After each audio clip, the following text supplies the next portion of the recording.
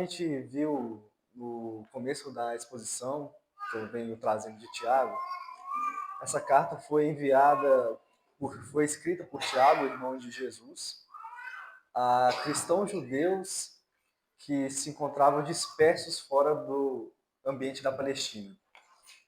E no contexto histórico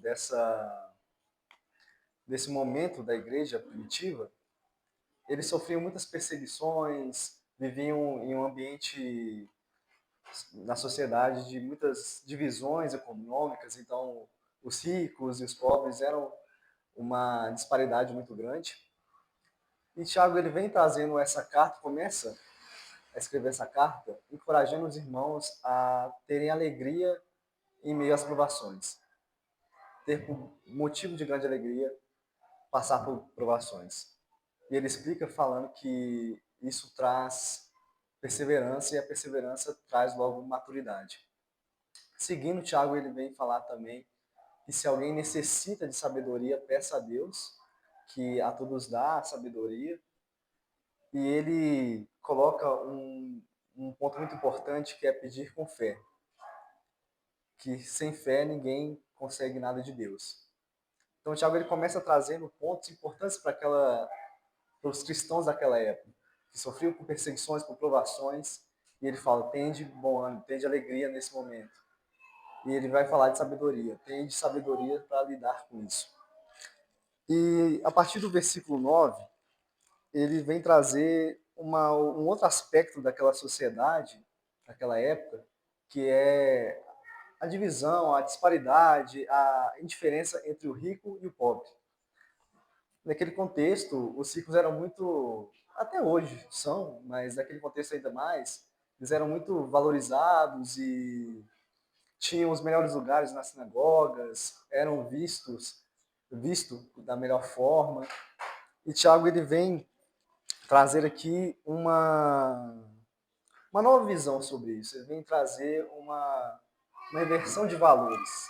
Ele vem nos convidar a refletir sobre uma grande verdade do Evangelho, que a vida terrena muitas das vezes não é o que a vida espiritual transcende. Então, às vezes a pessoa na sua vida terrena pode ser abastada, mas a vida espiritual ela está morta, né? Não tem Cristo.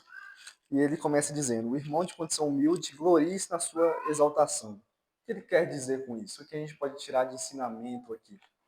Tiago está falando: se você é um irmão que tem uma condição humilde, se glorie na sua posição em Cristo. Se glorie pelo que você recebeu do Senhor, pela graça. Se glorie por ser herdeiro do reino de Deus. Então ele já começa para aquele povo, dizendo isso para aquele povo, que não era para se manter nas coisas terrenas, mas lembrar das coisas eternas.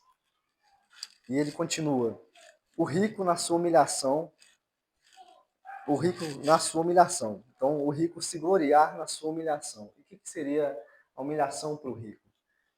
É ele entender que eu posso ser rico, eu posso ter muitos bens, mas diante de Deus, eles não são nada. Essa é a humilhação que Tiago quer que o rico tenha. Não que Tiago tá falando aqui que ser rico é errado, mas ter a esperança nos bens materiais é uma coisa errada, de acordo com a palavra. Então ele está falando: o rico se glorie na sua humilhação e o irmão humilde se glorie na sua exaltação. Porque Cristo veio para os humildes. Ele fala no Sermão do Monte: bem-aventurados os humildes. E ele continua dizendo: porque ele passará como a flor do campo, porque o sol se levanta com seu calor ardente, a planta seca, a sua flor cai e a formosura do seu aspecto desaparece. Assim também o rico murchará em seus caminhos. E aqui ele termina o texto que eu trouxe para a nossa exposição. E o que ele quer dizer com isso? É que o rico, qualquer pessoa que é rica vai murchar em seus caminhos, não vai ter êxito no que faz? Não, ele não está dizendo isso. Ele está dizendo que as riquezas que a pessoa rica possui, elas são efêmeras, ou seja, são passageiras. E se o rico ele coloca as suas esperanças naquilo como parte importante da sua vida, como tudo da sua vida são as minhas riquezas, você murchará como a flor do campo. A flor do campo é uma metáfora que a Bíblia já trouxe em Isaías, traz, se não me engano, no livro de Mateus.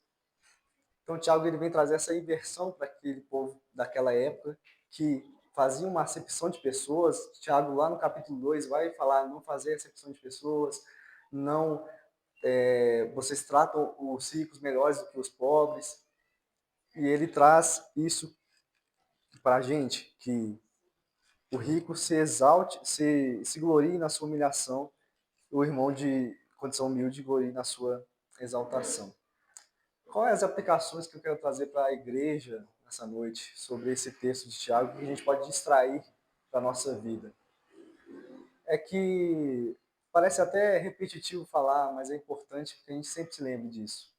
É que a nossa vida terrena, ela não é mais importante que a nossa vida eterna. Ela não é mais importante do que a nossa vida com Deus. Os nossos bens materiais, eles não são mais importantes do que os nossos bens do reino de Deus.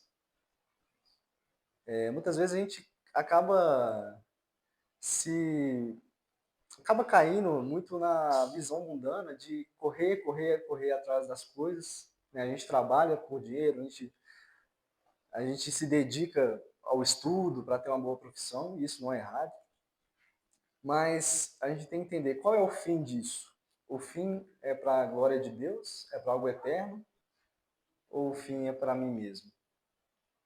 Será que eu estou trabalhando só para me gloriar, para o meu bem-estar? Ou também estou trabalhando para glorificar a Deus? É uma reflexão para a gente, e como eu disse, é uma reflexão que todos os dias nós devemos ter, porque nós acabamos caindo nisso. Acabamos caindo na rotina de só correr pelas coisas, por coisas terrenas, pelas coisas que um dia não vão existir mais. Então, o Tiago está falando que, irmão humilde, você que é humilde, não olhe para a situação externa, mas olhe para a sua exaltação em Deus. Então, irmãos, como a gente tem lidado com as riquezas, como é que a gente tem lidado com, com a nossa vida, né, exterior, a que a gente vê, e com a vida com Deus? Será que a gente tem valorizado e buscado, acima de tudo, estar mais íntimo de Deus do que estar mais rico, digamos assim, ou mais confortáveis? Será que nós temos buscado mais conhecer de Deus, olhar para as pessoas sem olhar de julgamento, né? Essa pessoa, ela é, ela é rica, então ela tem que estar nos melhores lugares, ou aquela pessoa é pobre, ela tem que estar nos piores lugares. Então, Tiago ele vem não só nessa parte da epístola, mas nos outros capítulos, como eu citei, vem tratar sobre isso. Então, que essa aplicação ela venha ao nosso coração. E uma outra aplicação que eu queria trazer para os irmãos é que, se nós cremos em Cristo, nós somos os mais ricos dessa terra. Somos os mais ricos. Não por coisas materiais, mas por coisas eternas. Muitos hoje se gloriam por ter muitos bens, por ter carros, por ter mansões, mas nós sabemos que um dia isso vai acabar. E aqueles que, pela graça, creram em Cristo, poderão andar nas ruas de ouro. No céu, as coisas são tão invertidas que é como se Deus falasse assim: o que, que o povo se mata lá na terra para ter? Ah, é ouro. Então, vou botar isso no chão para o pessoal pisar, para ver que aqui a glória não é nas coisas, é minha glória. Então, assim, como que a gente tem uma reflexão de entender que para Deus as coisas são invertidas, né? Os valores são invertidos.